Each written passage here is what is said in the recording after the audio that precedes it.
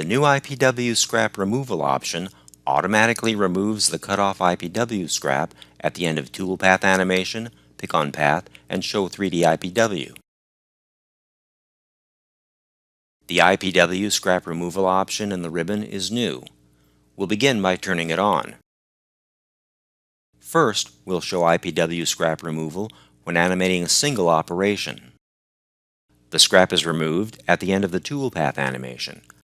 Scrap is also removed from all previously cut operations.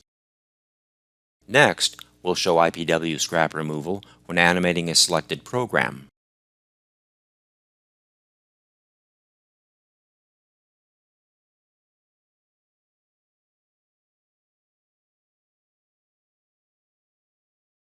The scrap is removed at the end of the program animation.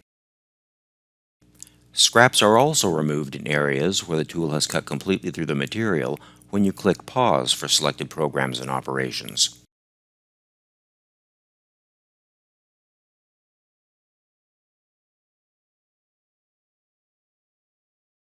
Scraps are removed in areas where the tool has cut through the material when you pick the tool path.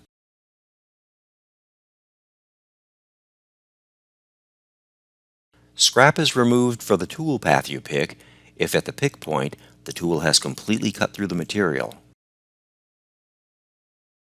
Lastly, scraps are removed when selecting Show 3D IPW for programs and operations.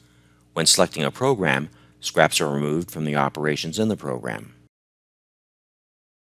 When selecting operations, scraps are removed for the selected operations. As before, scrap is also removed from previously cut operations.